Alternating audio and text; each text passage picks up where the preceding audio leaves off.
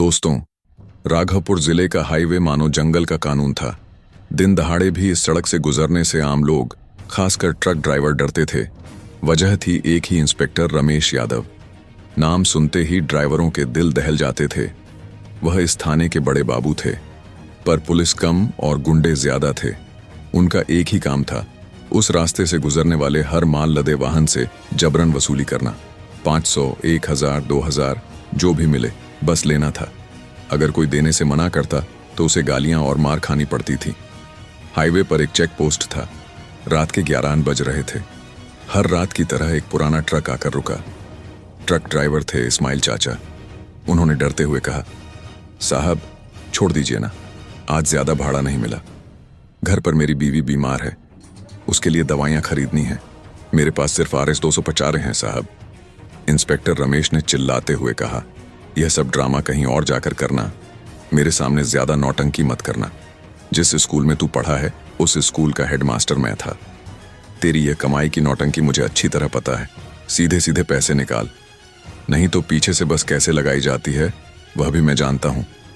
मैं रमेश यादव हूं। इस इलाके में मेरी नजरों से बचकर एक मक्खी भी नहीं उड़ सकती। ज्यादा बात मत कर, चुपचाप 2000 निकाल, नहीं तो गाड़ी को पहिए सहित यहीं पर गाड़ दूंगा। सुबह आकर देखेगा तो टायर भी नहीं मिलेंगे। एक कांस्टेबल ने कहा, साहब छोड़ दीजिए ना, यह आदमी गरीब लग रहा है।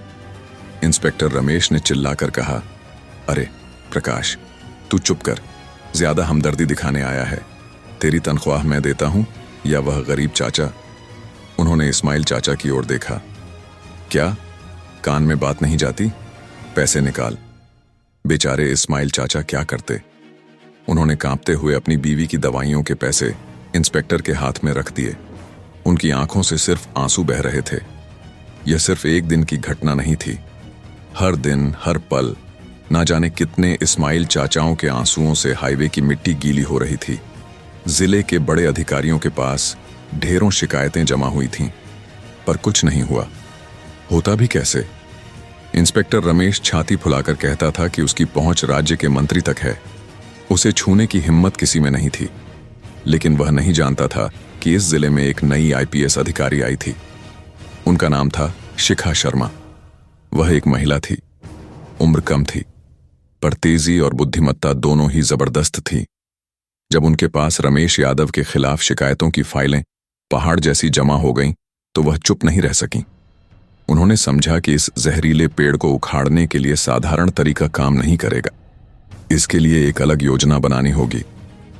एक दिन अपने दफ्तर में बैठकर फाइलों को देखते हुए उन्होंने मन ही मन प्रतिज्ञा ली, बहुत हो गया, अब इस नाटक का अंत मैं ही करूंगी। अगर प्रशासन से आम लोगों का भरोसा उठ जाए तो इस कुर्सी पर बैठने का कोई मतलब नहीं है। रमेश यादव, तुम्हारा खेल अब खत्म। उसी रात IPS मैडम ने एक गुप्त योजना बनाई। एक ऐसी योजना जिसकी किसी ने कल्पना भी नहीं की थी।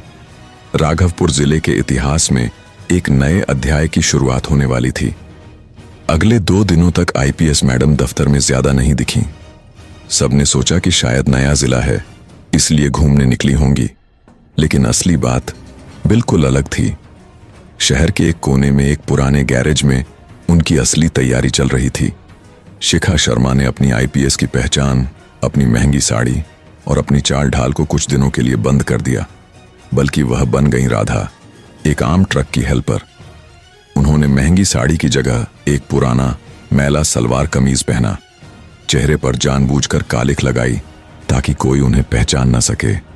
बालों को बेतरतीब करके एक मामूली जोड़ा बना लिया। यहां तक कि उन्होंने बात करने का तरीका भी बदल दिया।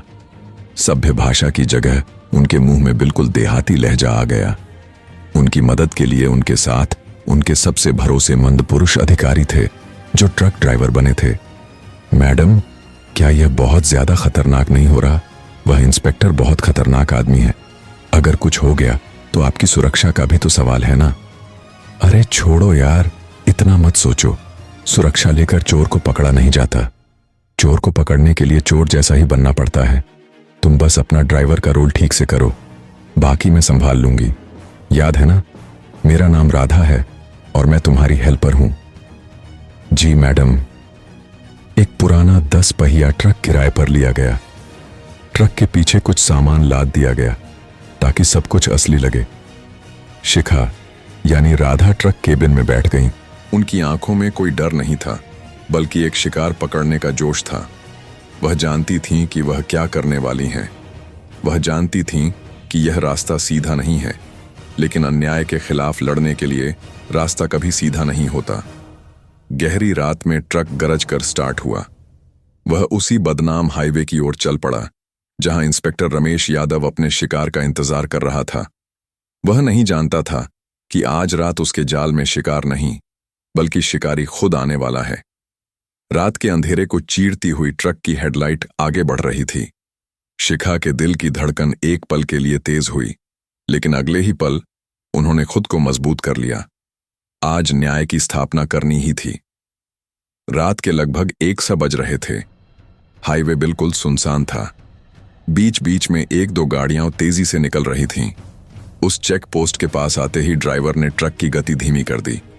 दूर टिमटिमाती हुई एक लाइट दिख रही थी और उसके सामने एक परछाई टहल रही थी।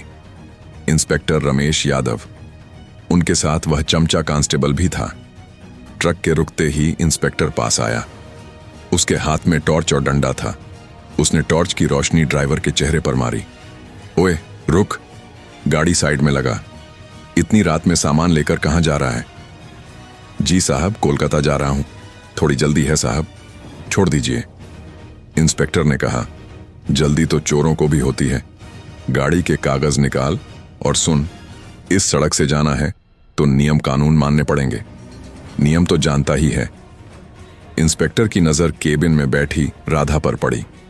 ट्रक के केबिन में एक महिला को देखकर वह थोड़ा हैरान हुआ, लेकिन उसकी लालची आंखों में कोई बदलाव नहीं आया। इंस्पेक्टर रमेश ने व्यंग्य से कहा, वाह, आजकल तो तुम्हारा शौक बहुत बढ़ गया है। साथ में हेल्पर के तौर पर लड़की भी रखते हो। बहुत बढ़िया, बहुत बढ़िया। ओए लड़की, नीचे उतर। गाड़ी के अंदर क्या माल है सब चेक करूंगा।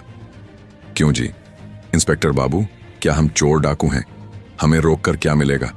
जाकर बड़े लोगों की गाड़ियां पकड़िए, बहुत पैसे मिलेंगे। ओए लड़की, मुंह संभाल कर बात कर। मुझे सिखाने आई है कि मैं क्या करूं। 2 दिन की बैरागी चावल खाकर बोले। ओह, चुपचाप नीचे उतर, कह रहा हूं। और तू ड्राइवर, सीधे सीधे बोल रहा हूं, 2000 निकाल, नहीं तो गाड़ी समेत तुम दोनों को आज रात हवालात में बंद कर दूंगा। 2000? साहब, इतने पैसे कहां से मिलेंगे? 1 पैसा भी नहीं दिया जाएगा। किस लिए पैसे दें? हमने क्या गलती की है? यह सरकारी सड़क है, हम सबका जाने का हक है। आपकी वसूली के लिए हम रोज रोज मरें क्या? यह सुनकर इंस्पेक्टर रमेश के दिमाग में आग लग गई। एक आम ट्रक की हेल्पर लड़की उसे मुंह पर जवाब दे रही थी। यह वह बर्दाश्त नहीं कर सका। तेरी हिम्मत तो कम नहीं है। रुक, तुझे तेरा हक सिखाता हूं। आज तुझे ऐसी सजा दूंगा कि जिंदगी में फिर कभी पुलिस के सामने मुंह खोलने की हिम्मत नहीं करेगा। इंस्पेक्टर रमेश यादव जैसे ही राधा की ओर डंडा उठाकर बढ़ा, वैसे ही शिखा ट्रक केबिन से नीचे उतरकर खड़ी हो गईं। उनकी आंखों में अब उस देहाती लड़की का डर नहीं था, बल्कि एक शेरनी जैसा तेज था। वह इंस्पेक्टर की आंखों में सीधे देखने लगी। क्या डर गई? अभी तेरा सारा तेवर निकालता हूं। चल थाने, तुझे तेरा हक का समझाता हूं। थाने तक जाने की जरूरत नहीं है इंस्पेक्टर बाबू। जो फैसला होना है यहीं होगा। आपका खेल खत्म, मेरा खेल खत्म। तू खत्म करेगी? तू जानती है मैं कौन हूं, मेरी पहुंच कितनी दूर तक है। खुद मंत्री मेरा आदमी है। तेरे जैसी हजारों लड़कियां रोज मेरे पैरों में रहती हैं। मंत्री तक आपकी पहुंच है ना? अच्छा है, पर शायद आप नहीं जानते कि कानून और संविधान की पहुंच उससे भी कहीं ज्यादा है। यह कहते हुए शिखा ने अपनी जेब से एक मोबाइल फोन निकाला। इंस्पेक्टर ने सोचा कि शायद किसी को फोन करके डराने की कोशिश कर रही है, लेकिन शिखा ने फोन कान पर नहीं लगाया, बल्कि स्पीड डायल पर एक नंबर दबाया। फोन बजना शुरू होने से पहले ही दूसरी तरफ से गाड़ियों के सायरन की आवाज आने लगी। कुछ ही देर में पुलिस की 3-3 जीपें आकर ट्रक को घेर लिया। जीपों से जिले के डीआईजी और दूसरे बड़े पुलिस अधिकारी उतरे। वे सब शिखा को सैल्यूट करने लगे। मैडम, आप ठीक हैं? यह नजारा देखकर इंस्पेक्टर रमेश यादव के चेहरे की मुस्कान जैसे जम गई। उसकी आंखें खुली की खुली रह गईं।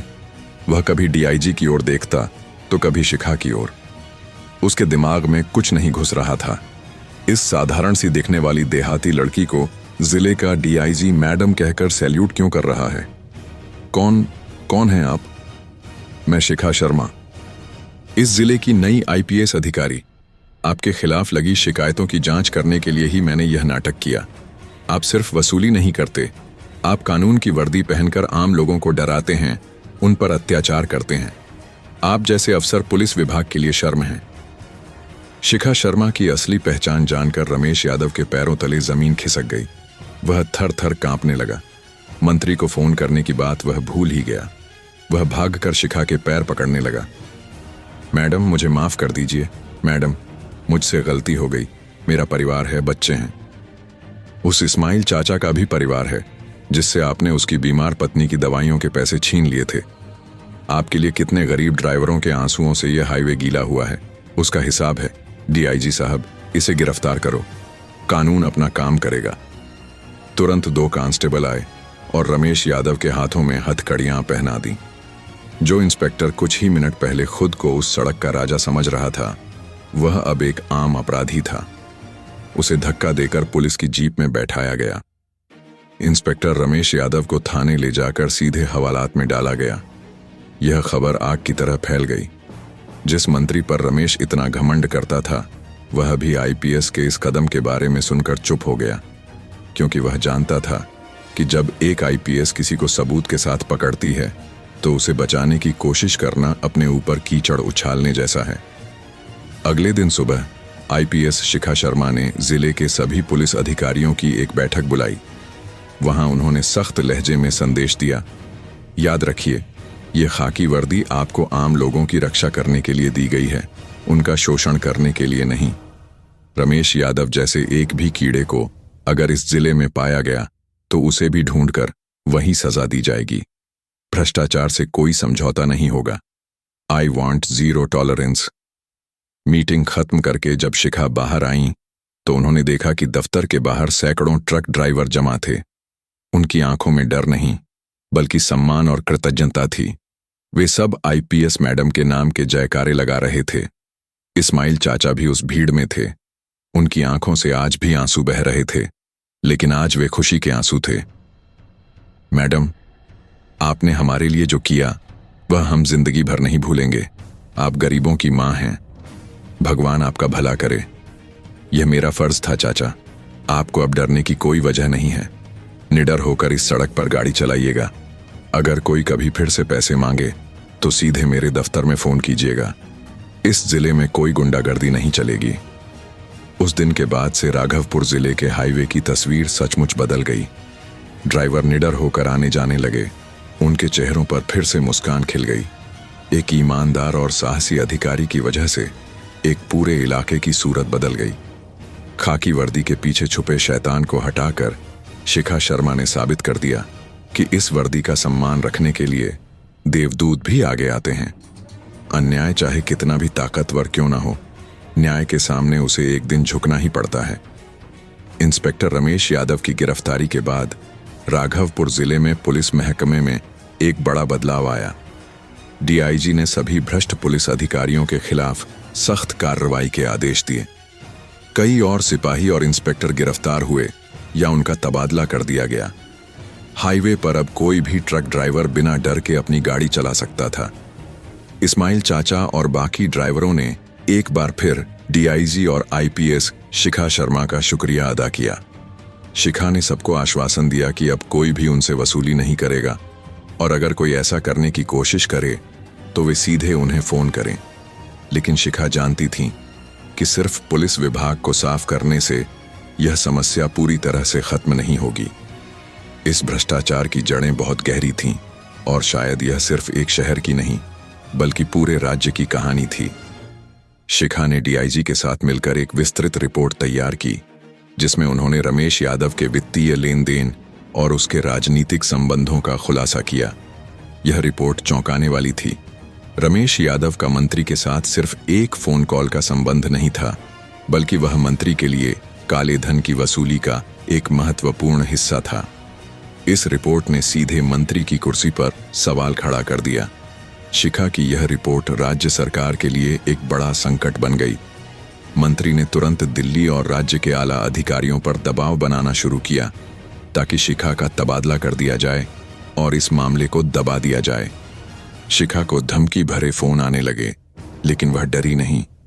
उन्होंने अपने एक वरिष्ठ और ईमानदार अधिकारी से बात की और उन्हें सारी बात बताई। अगले दिन मंत्री ने एक प्रेस कॉन्फ्रेंस बुलाई और कहा कि आईपीएस शिखा शर्मा ने व्यक्तिगत दुश्मनी के कारण उनके खिलाफ झूठे आरोप लगाए हैं। मंत्री ने यह भी कहा कि वह इस मामले को लेकर कोर्ट जाएंगे। शिखा ने भी उसी दिन अपने दफ्तर में प्रेस कॉन्फ्रेंस बुलाई। उन्होंने बिना किसी डर के मीडिया के सामने सभी सबूत पेश किए। रमेश यादव के घर से मिली डायरी, जिसमें मंत्री को दिए गए पैसे का हिसाब था, और कुछ रिकॉर्डेड बातचीत। शिखा ने कहा, मैंने यह सब अपने लिए नहीं बल्कि उन लोगों के लिए किया है जो रोज रोज इस तरह के भ्रष्टाचार से पीड़ित होते हैं। मंत्री जी का आरोप है कि मैंने उनके खिलाफ झूठे आरोप लगाए हैं, लेकिन मैं उन्हें चुनौती देती हूं कि वह कोर्ट में मेरा सामना करें। सत्य की जीत होगी। तो दोस्तों, आपको यह कहानी कैसी लगी? अगर अच्छी लगी हो तो प्लीज़ हमारे स्टोरी चैनल को सब्सक्राइब और वीडियो को एक लाइक ज़रूर करें, जिससे हमारा हौसला और भी बढ़ता रहे। धन्यवाद।